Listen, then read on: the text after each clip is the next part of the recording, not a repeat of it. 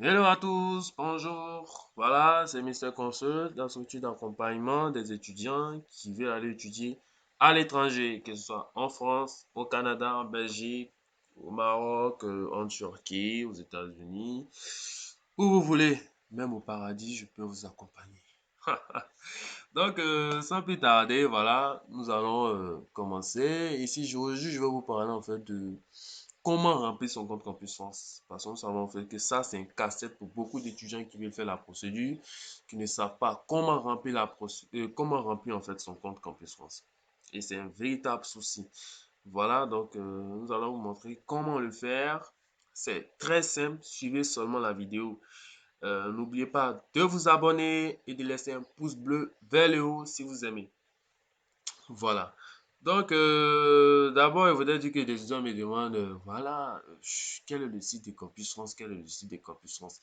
Le site de Campus France, c'est simple. Écrivez juste études en France, vous allez voir études en France, diplomatie, vous cliquez sur le lien, c'est tout. Voilà, on ne se casse pas la tête. Hein? Oh. Bon, on clique dessus et ça nous amène là. Voilà. Donc, comme nous voyons ici, nous voyons le site. Voilà, il y a trois parties. La première partie, c'est je saisis mon dossier. La deuxième partie, c'est l'espace campus, on vérifie mon dossier. La troisième partie, c'est les établissements examinent mes candidatures. Donc, c'est pas compliqué à comprendre. Voilà. Le nom est déjà là. Je saisis mon dossier. Donc, je saisis toutes ces informations relatives à mon dossier.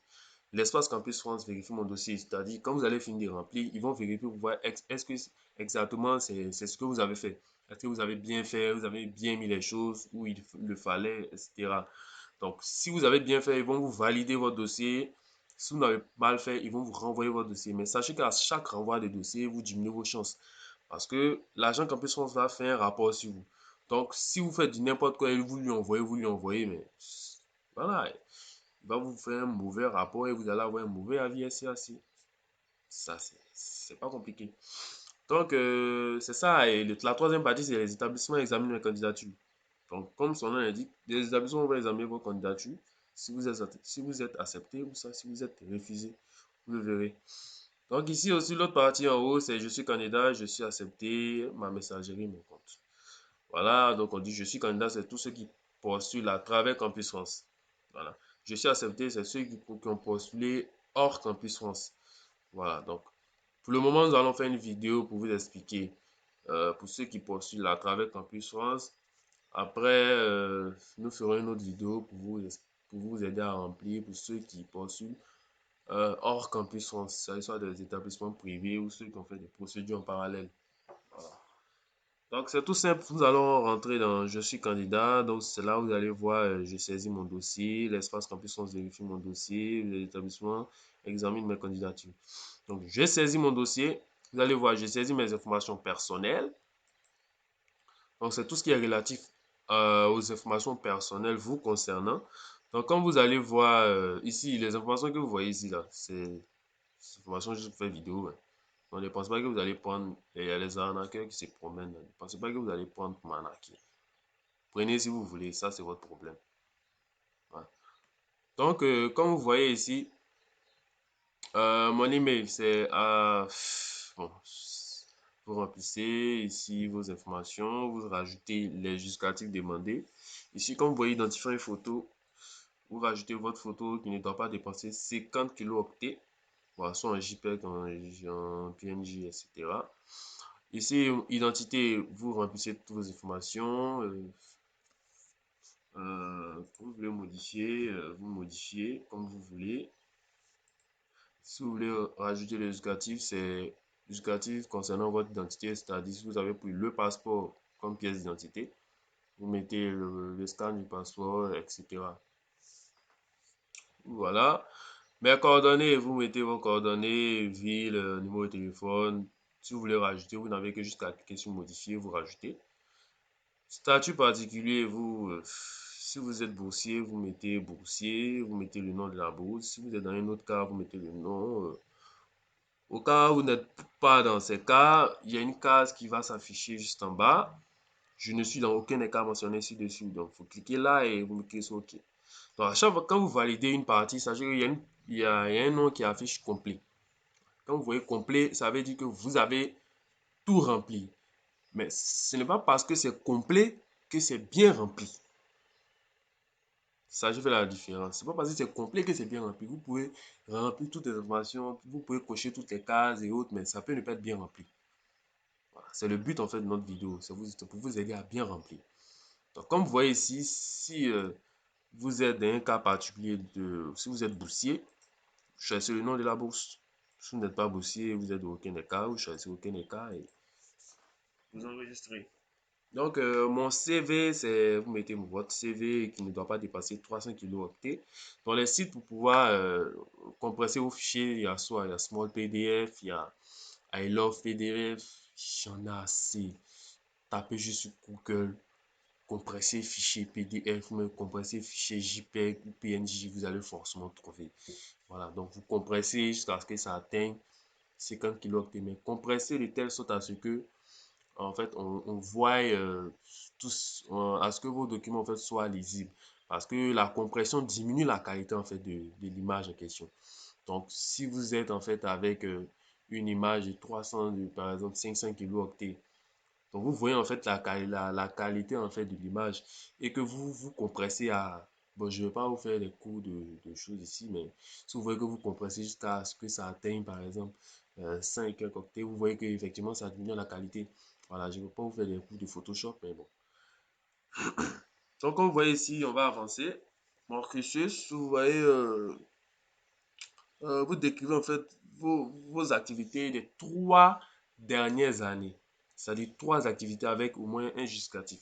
C'est-à-dire si vous êtes en terminale et que vous postulez en licence 1, vous mettez vos activités depuis la seconde.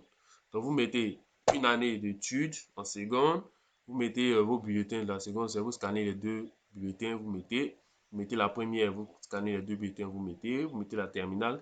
Et comme vous n'avez pas encore vos bulletins peut-être de la terminale, vous mettez juste le certificat de scolarité ou soit le reçu d'inscription à l'établissement. Voilà, donc c'est le seul moyen. Ou soit si vous êtes en licence 1 et que vous voulez postuler, voilà, vous mettez vos 3 dernières années minimum.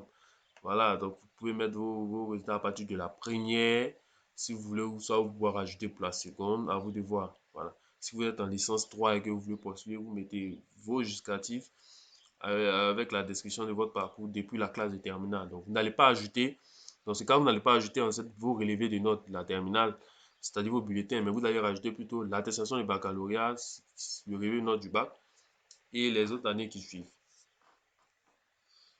Donc, je vous montre, si vous avez fait le bac, si vous êtes en terminale, que vous, ça fait une année de lycée, vous mettez l'année scolaire, le pays, la province, la ville. Si la ville n'est pas mentionnée, vous mettez autre.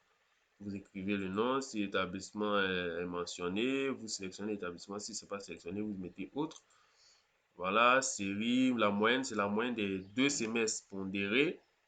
Voilà, ou soit la moyenne des trois trimestres pondérés. Donc, commentaire, vous ne mettez rien. Toutes les parties munies d'astérisque sont les parties obligatoires à remplir.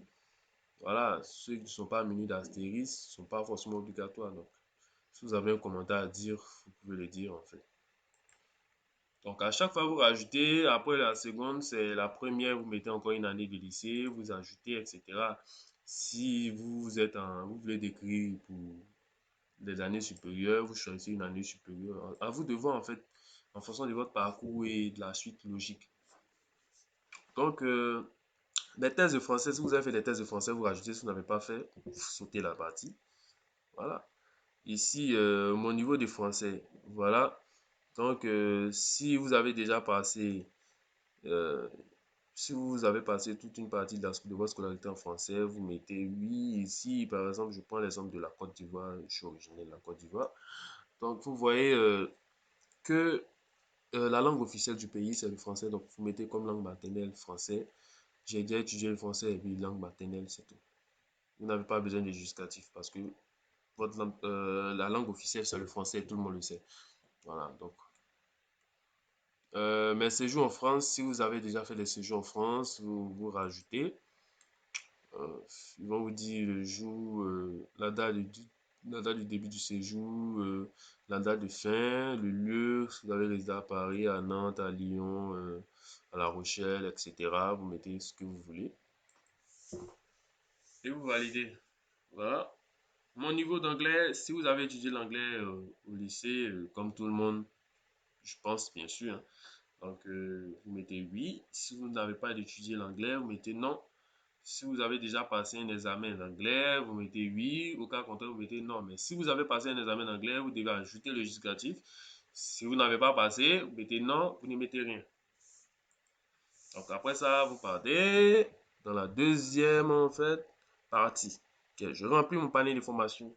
Ici, il faut savoir que le 1er octobre n'est pas encore arrivé. Donc voilà, vous ne pouvez pas en fait rajouter des formations à vos paniers. Néanmoins, vous pouvez en fait voir les formations avec les établissements, c'est possible. Là, vous notez quelque part, quand le 1er octobre arrive, vous pouvez les rajouter. Parce que pour le moment, vous pouvez seulement voir les formations qui vous intéressent, sélectionner, bon, essayer de chercher quelle université m'intéresse, quelle université ne m'intéresse pas. Bon, à vous de voir, bien sûr. Donc, ici, simple, vous recherchez la formation qui vous intéresse, vous peut-être c'est quoi, génie civil. Mettez OK. Voilà toutes les formations de génie civil. Vous voyez les bâches, des choses, des bâches, les BUT, des diplômes d'ingénieur, des établissements. Vous allez voir le diplôme d'ingénieur de l'INSA, de l'ISAM, des mines, des ponts et chaussées, de l'INSA Lyon, l'INSA de Strasbourg, etc. À l'université. Il y en a plusieurs, des licences, si vous voulez, soit des licences pro, vous regardez. Voilà. Souvent, vous allez voir en fait sciences et techniques, vous allez voir en fait ce n'est pas écrit génie civil, mais c'est écrit quelque chose d'autre. Voilà. Ça veut dire qu'en fait, c'est du génie civil, mais c'est une autre spécialité. Comme par exemple, ici, vous allez voir génie civil, mais vous allez voir gestion et l'environnement. Ça veut dire que c'est une spécialité. Et vous voyez année 2 année 3. Voilà. Ça veut dire que euh, on peut postuler à partir de la deuxième année et de la troisième année. C'est un peu si vous voyez.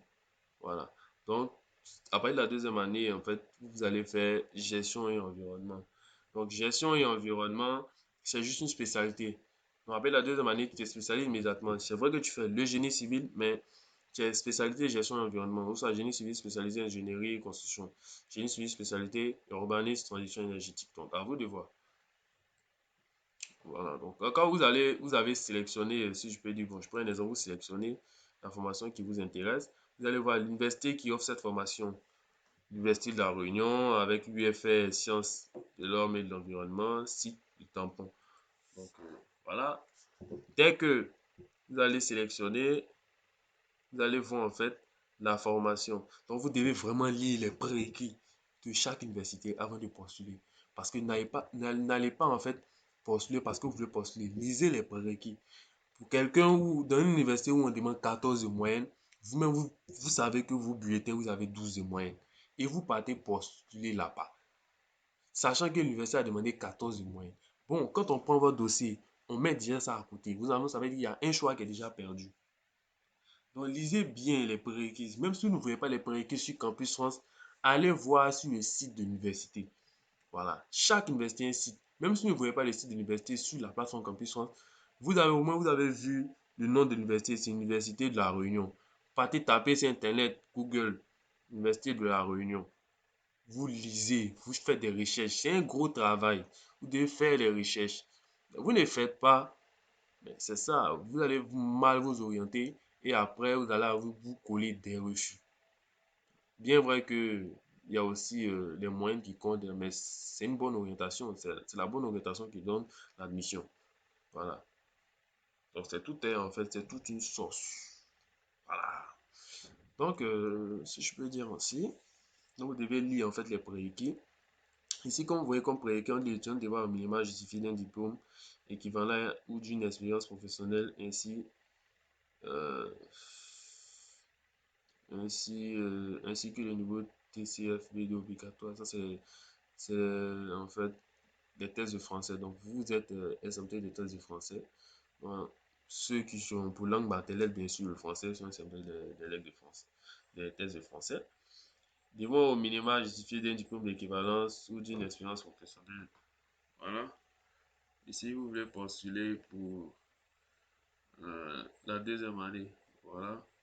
Donc, vous devez montrer que vous avez fait en fait le génie civil ou une autre formation équivalente au génie civil.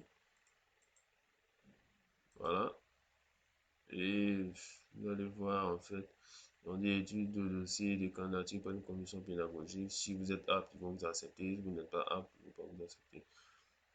Voilà, donc il faut lire aussi la date de soumission des dossiers à quelque chose que l'établissement a mis.